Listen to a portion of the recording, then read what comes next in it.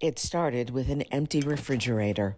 At age 4, I was taken away from my mom due to poverty. It was a neglect charge due to not having enough food in the refrigerator. Someone was upset with my mom and called CPS, and we were taken away from her, placed in a home. Love Dixon says this is what sent her and her sister into the system, where she says she'd traded her mother's love for instability and abuse.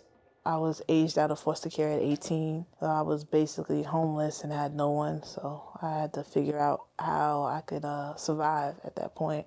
But she says she had no real skills, no support network, not even a high school diploma.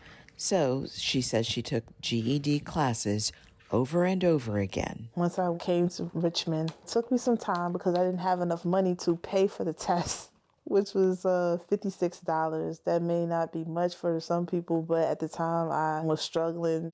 Dixon has also known homelessness. She says despite having excellent credit and no negative rental history, her small disability check and supplemental income were not close to 3 times the rental amount required for most apartments.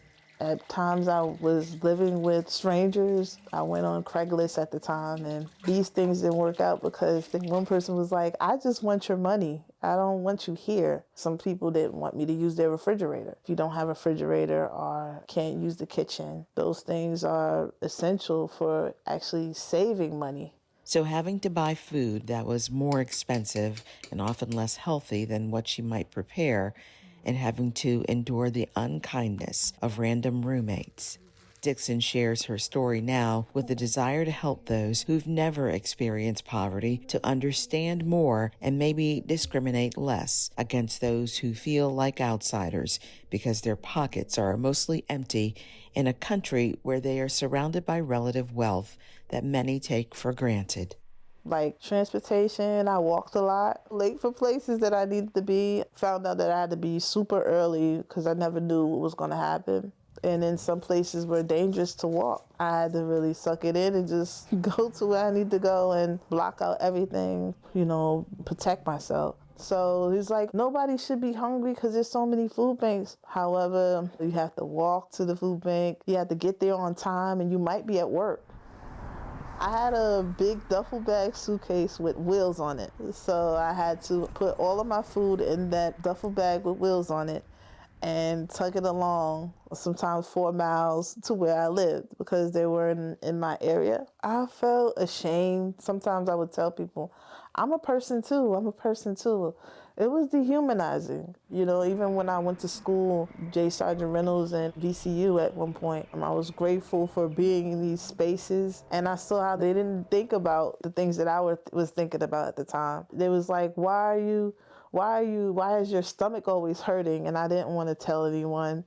But my stomach was hurting because I was taking medicine without food. Dixon says things are better now as she's acquired more skills and work experience and expanded her support network. She can barely count on just one hand the number of jobs she works, many of them centered on helping others. Even as she continues moving forward, Dixon has known financial struggle all her life.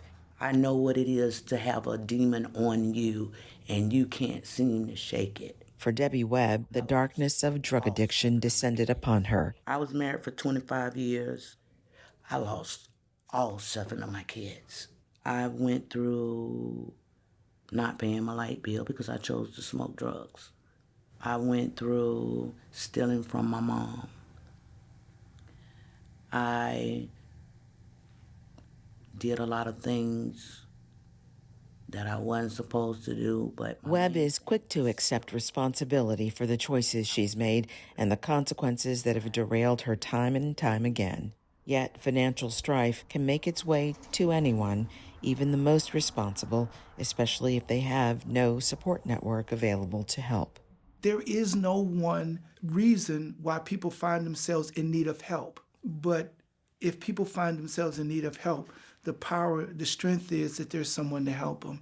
Webb has found her way forward because, she says, of this rescue mission in Roanoke, where they serve up sustenance for the mind and spirit for hundreds who have unmet needs. It begins with recognizing that the person across from you can be and could be you, that it is us and we, and that it's not just that individual's challenge, but it's yours as well, because you could be in that position. And I think for all of us, if we find ourselves in an emergency, whatever it might be, the greatest good is done when we realize that there are other people who want to help. Thank you. Come on in, hey, come on, guys. Carl Stewart mentors, encourages, and helps provide hope, which he says is the crucial requirement that allows those exhausted by struggle to keep going in the quest to build better lives. What if your income couldn't support the insurance for a car or the money to fix it? Now you have to consider not only I can't get to the store, I can't get to my job, and buses don't run 7 days a week. Then think about this, identification. It's not just one ID, you need two. Suppose you don't have that. Without that, you can't get a bank account. We assume everybody has a smartphone. We assume everybody has the ability to get to a computer to fill out a job application. As long as people have hope, as long as they have an opportunity to believe that things can be better, I believe people will do better. And some of the challenges then that we see, like substance abuse, some of the symptoms that are publicized that deal with poverty, I believe those things will be abated. They'll go away simply because people have hope. And it's a powerful cure for a lot of things that we see. My apartment is right round the corner. Not only that, I have a job. And the cocoon is just growing. And there's a butterfly coming about because all that I've went through this program. Love Dixon is on that journey as well, newly married and with a place to call home. Yet she urges others to recognize that poverty is not something that most people actively choose, that being without money and without support complicates life in ways that are hard to grasp unless you've walked in those shoes that can't afford to stop and rest. That having to pay more, to accept less, and go without is exhausting.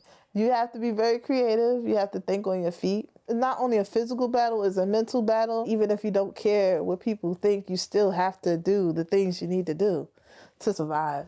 And ultimately, the cost is counted in dollars, but the constant stress also exacts a price from the minds, bodies, and spirits of those who walk that hard road.